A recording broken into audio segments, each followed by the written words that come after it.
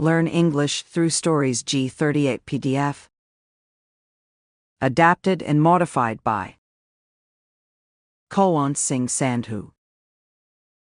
Contents: 1. Hong Kong. 2. Grammar page. 1. Hong Kong. By Janice Pariat.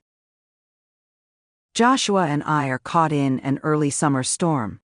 Forewarned last night by great slashes of lightning that sliced through a dark, thunderous sky. The kind that, a long time ago, would keep me awake until my grandfather told me stories of a giant named Ramha who lived on Lom Sopit Nang, and occasionally liked to rearrange his furniture. I peer up hopefully. As far as I can see, there's a dense quilt of gray. "I told you it would rain," says Joshua. I maintain a defeated silence. No matter the stories about Shillong's prettiness during the monsoon, clusters of dripping pine trees, roadside waterfalls, bright blossoming umbrellas, there is nothing as unappealing as a wet afternoon in Police Bazaar. Endlessly stamping feet turn its roads into a black, squelching mess. There's always the danger of being soaked by rushing taxis, and a queer smell hangs in the air, a blend of exhaust fumes and mushroom dampness. This afternoon, out of nowhere, a faint memory stirs of the scent of pine on long walks home from school. We take shelter under the awnings of Chowdhury Pharmacy, which is doing roaring business as usual. We should open a medicine shop, I jest, but Joshua is distracted. "What?" I gesture to the pharmacy. "We'd never be broke." It's an old shop, evident from the high ceiling and spacious wooden cupboards that the car attendants stand on stools to reach. Shillong has changed a great deal since I left, now plagued by a host of modern urban atrocities. Giant concrete buildings, multi-storied shopping malls, rampant traffic. But Chowdhury Pharmacy has remained the same, cheerfully doling out medicine and pigeon kasi to its customers day after day. "A booze shop," adds Joshua. "We'd be millionaires." He's right. Even busier, a few stores down, is Economic Wine Shop. Across its grilled counter, a congregation of men, young and old, stand in odd yet amiable silence, as though they're in church and reverently awaiting Holy Communion. They seem unperturbed by the downpour, and I presume they're kept warm by alcohol as much as the anticipation of an impending drink. Joshua offers me a cigarette. He keeps forgetting I quit during the years we weren't together, and I refuse. He drags on it, and I watch the smoke curl slowly into the air. An eclectic group, all sans umbrellas, stands huddled around us. 2 young Naga girls in skinny jeans and pointed patent leather shoes text busily on their mobile phones. "Senti, look what he sent," says the one wearing a manga t-shirt in heavily accented English, and she holds out her phone to her friend. I strain my neck as much as I casually can, but fail to spy the message. They snicker and continue the conversation in a dialect I cannot understand. I imagine some slick, spiky-haired guy has asked her out for coffee, or sent her a declaration of love, "I love you for Eva," or something equally poignant and abbreviated. "Arukai Koribo pair," says Senti. I think she's asking, "What will you do now?" They chatter on in their own dialect. I suppose I'll never know. At the edge of the party stands a tall man in a bowler hat, with a violin slung over his shoulder. I wonder what kind of music he plays. Maybe Indian classical at Aurobindo Hall, down Bivar Road, opposite the stretch of old pine forest, and debate whether he's Osamese or Bengali. He stares out, oblivious, seemingly mesmerized by the rain. He has a peppery stubble and a slim face dominated by a long, hooked nose. He's Bengali, I think, because something about him reminds me of Mr. Duttaroy, my history teacher in school. History, he was fond of saying, is who we are, and, here he would pause dramatically, why we are the way we are, this to a gaggle of disinterested teenage girls whose minds were mostly occupied by the frustrations of studying in a convent school. "How's that possible?" My benchmate Damafi would hiss into my ear. "I don't see anything similar between Mumtaz Mahal and me." What do you mean? I'd whisper back. She had 14 kids and I've never even held hands with a boy. The musician shifts the weight of the instrument on his back. I notice that Joshua too is looking at him. How's the band going? Ask. The usual. I can't decipher if that's a good thing or not. I know that he'd had trouble finding a dedicated drummer. What do you mean? He shrugs. That people here have small ambitions. I mutter something about starting small and aiming high. I'm aware that I sound like I'm quoting a self-help book, but sometimes Joshua makes me nervous. I'm not as comfortable with him as I used to be. It was guilt, perhaps. It's not that, says Joshua. I've played with lots of people here. They're not looking to make something of their music. It's a hobby, a fad, a way to make some cash at a wedding reception, playing covers of Michael Learns to Rock. That's a terrible band. He concurs. Next to Joshua is a short-haired, middle-aged lady wearing a rose-printed jainsam. Its red flowers are impossibly large and elaborate, and stand out against the grayness of the day. She wears her escayosem anus the old-fashioned way, down to her ankles, and is carrying a beige leather bag. A similarly colored sweater lies draped neatly over her shoulders. For a moment I imagine her life. Her name is Mabel, and she's a government employee in faithful service for about 25 years, in an innocuous department like agriculture. She has 2 children who are now in college at St. Anthony's or St. Edmund's, studying sturdy subjects like commerce and science. Her doctor husband works in a government hospital and also has his own clinic somewhere in town. Like so many others, he too is judiciously reliant on antibiotics. They live in Malky, in one of those new concrete houses with a cement patch for a lawn, and go for family holidays to Puri and Manali. Their photographs are enlarged and framed at Highland Photo Studio, the largest, most popular one in town, and hang on their living room walls as important testaments to the goodness of God and existence. Suddenly, she looks at me. Perhaps she felt my inspection. I hurriedly look down, feeling guilty for having reduced a life to a string of clichés. My eyes fall on the mud-splattered boots of the boy next to me. I can tell they'd been carefully polished and have now fallen prey to mud and wet weather. Somehow, that makes me sad. He's in his late teens or early 20s. It's hard to tell. His face is mostly smooth but marked by patches of old pimple scars. Under his fusty black leather jacket, he's wearing an Iron Maiden t-shirt, one of the many sold at the crowded Tibetan market down the road. I'm sure he plays the guitar, I say, nudging Joshua. Don't we all? I ignore his sarcasm. Perhaps the boy didn't play very well, I thought, but like so many others, was good enough to keep alive a small musical dream. He's brushing back his greasy hair and stealing glances at the Naga girls, who pay him no attention. Soon, he gives up and stares at his boots instead. The usually bustling street in front of us is nearly empty, except for a few resilient pedestrians, and an elderly man wrapped in a tapmoki, holding a black umbrella. I glance at Joshua. He's looking out into the distance. I like the slope of his jawline, the 3-day stubble, his tousled hair that curls at the edges. His skin is darker than mine, and he's at least a head taller. I try and imagine how we appear to someone passing by. Him in his faded jeans and blue sweater, me in my loose cotton trousers and sleeveless pink top. In a moment of affection, I slip my arm through his. Do you remember on our way back from Sora when we got caught in the rain? I ask. 3 years ago, a dull Sunday afternoon, Joshua's old motorbike, an impulsive plan. We'd made it safely to the Mokbok Bridge, but decided to go no further. Even though I'd visited Sora many times before, I'd never seen it like this, enveloped in clouds that seemed to begin and end nowhere. We stood at the viewpoint, the only ones there on that mid-monsoon afternoon, and watched the fog glide through the treetops. The world had ceased to exist. Driving back, we were caught in a thunderstorm near Milham. I remember the small Jado stall we stopped at, the coal fire we huddled around. It rained like it would never stop, and we spent the evening dipping butter biscuits into our cups of plain red tea and talking. We did that a lot those days.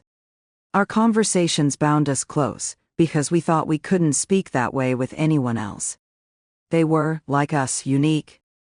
Somehow, it was important to have an opinion on the right books and movies, Camus' devotion to the freedom of the individual and Salinger's pristine, impeccable craft, Truffaut's wonderful, minuscule focus on the everyday, and Tarkovsky's sublime, spiritual cinematography. "I think we finished all the biscuits," says Joshua. I agree. I think about how we don't talk like we used to.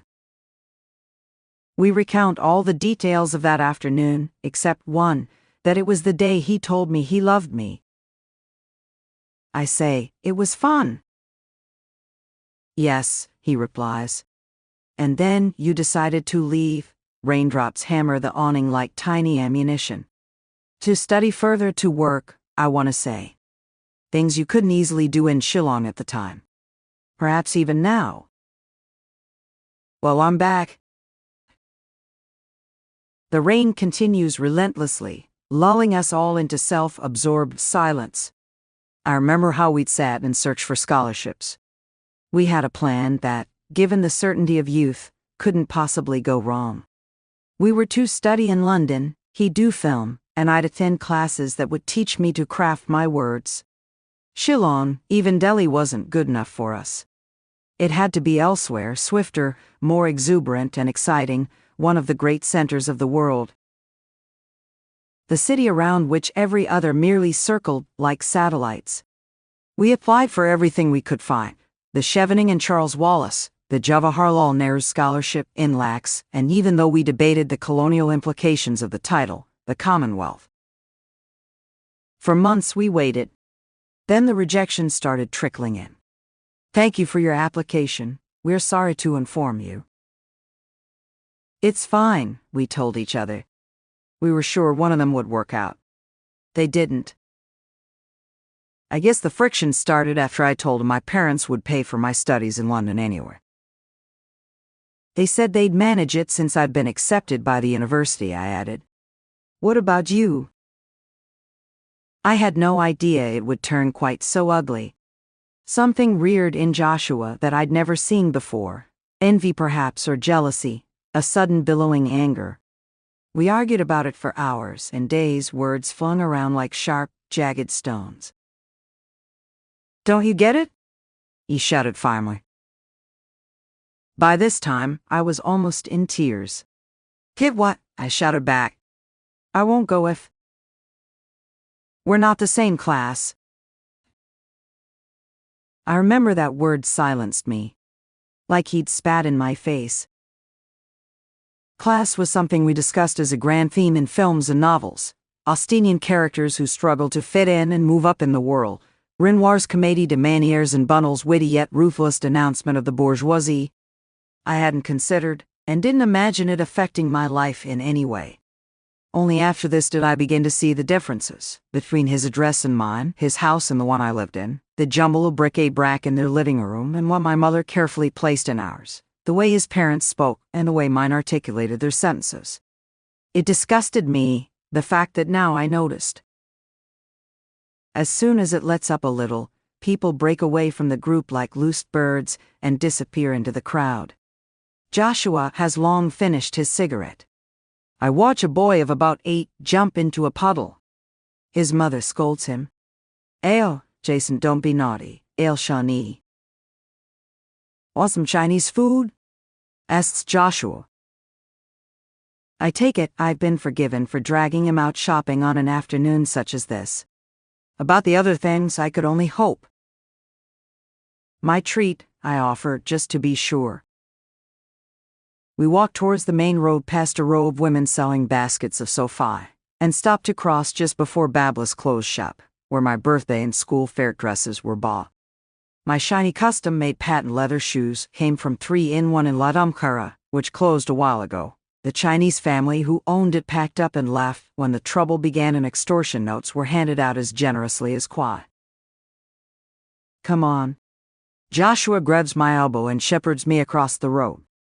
The rain has mellowed to a drizzle, and the sky lightened to a pale evening blue. Suddenly, the air is crisp with an after-shower coolness. The streets are damp yet clean. We descend a narrow flight of stairs lodged awkwardly between two shops, one selling stationery and the other a riot of children's toys. To our left is Kim Sang, a dimly lit bar we think is straight out of a gritty noir flick, like something by Melville. Its smoke-filled interiors are dotted with hunched, solitary figures. Faded rock stars, failed businessmen, ex-HNLC and KSU members.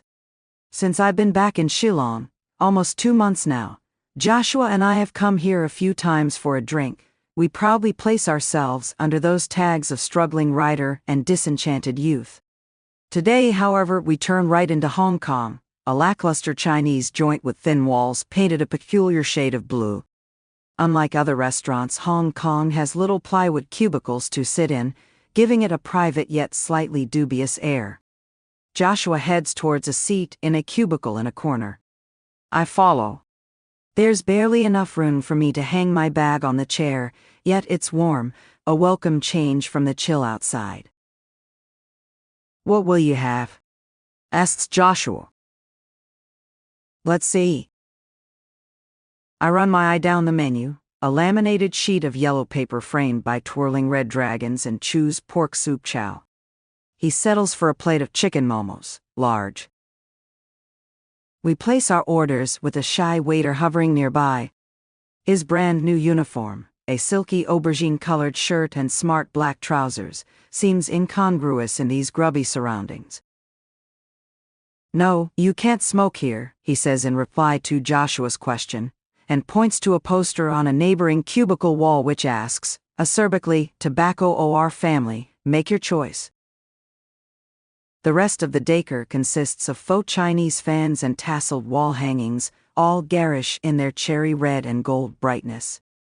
At the opposite end of the room, a row of plastic ferns hang, suspended from the ceiling. Heavily dusty, they look as though they've been there for years, untrimmed and inorganic. Above the strains of rock sets, spending my time, I hear distant kitchen sounds, the sizzle of stir-fry, the clatter of cutlery, quickly barked out meal orders, Cebuan chicken, and Singapore rice. The smell of onions hangs in the air like stale, cheap perfume. A cubicle away sit a young couple in awkward silence. She's in a blue salwar camise and hasn't noticed her chunny sweeping the floor. He picks it up for her, and they smile at each other. Dimly, I remember Joshua and I on one of our first few outings together. We never called them dates, how uncool and juvenile. He took me to a tea shop in Bar Bazaar, a tiny place in a crowded alleyway I couldn't hope to find on my own. That was what I liked about being with Joshua. He'd take me to joints that I'd never have visited with my other friends and family. It was new, exciting.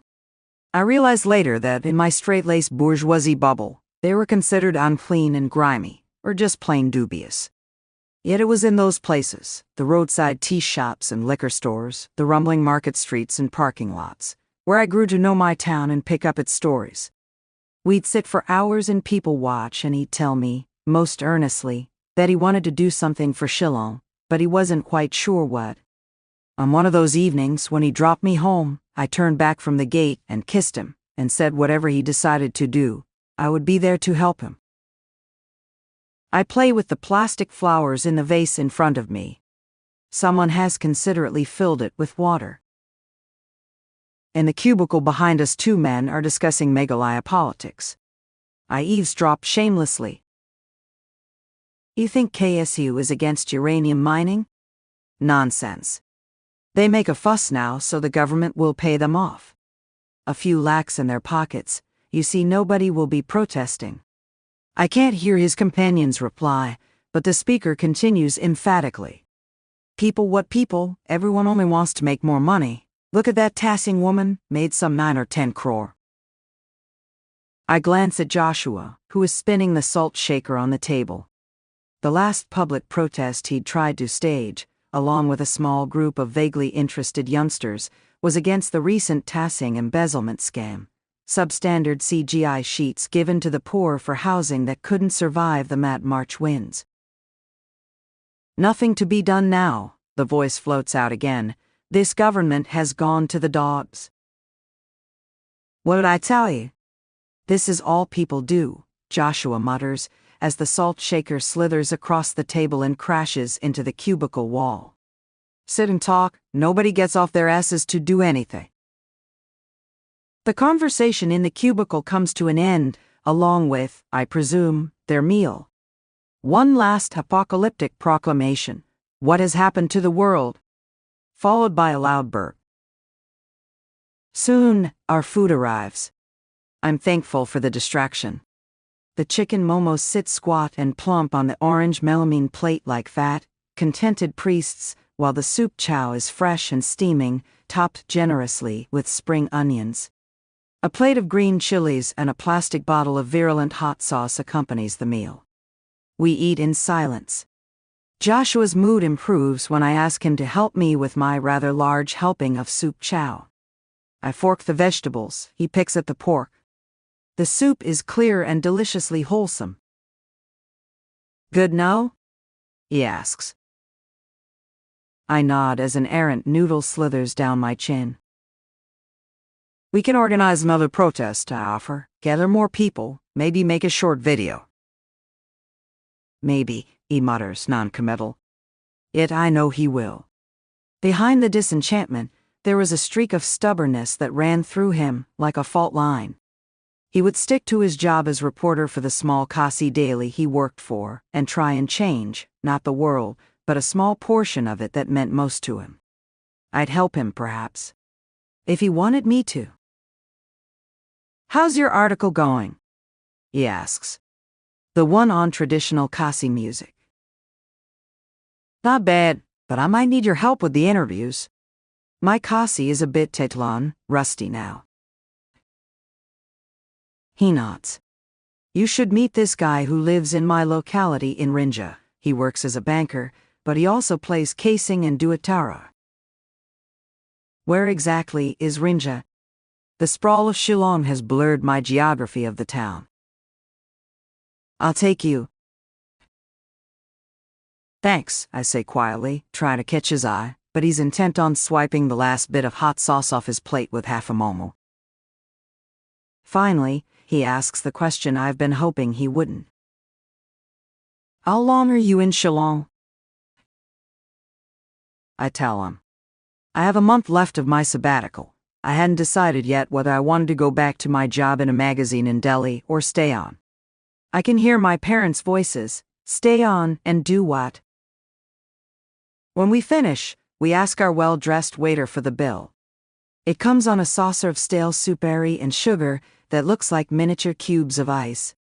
No one collects it for a long while, so we decide to pay at the counter near the entrance instead.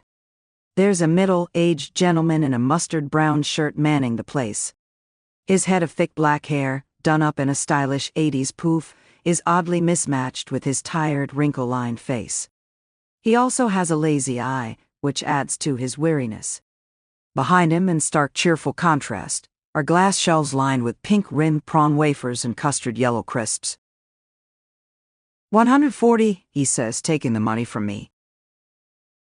I notice he has long, slim fingers. Maybe he too is a musician. Are you the owner? Asks Joshua. Yes, he replies, counting out the change.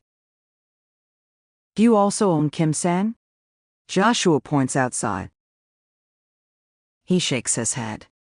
No, some Marwari man owns it now. And you? Where are you from? He seems amused and stops what he's doing. China. Which part? Hong Kong. How did you land up all the way here? I frown, unsure how Joshua's candidness will be received. Yet the man laughs as though no one has asked in a long time. My family fled during the Communist Revolution to Calcutta. My grandparents moved to Shillong in the late 60s. Do you keep in touch with them? Your relatives in China? There's no one left now. Everyone's gone.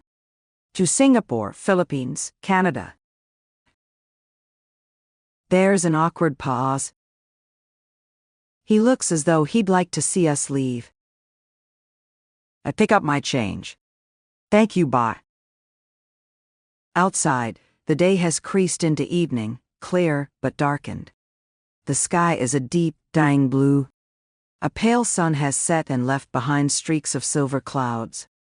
We emerge into a busy main road and are jostled by the crowd. Joshua offers me a cigarette. I refuse. He lights one for himself. Puddles of water reflect lights that quiver with every passing step. I feel the weight of everyone's history press down on me like relentless rain. The end. 2. Grammar page.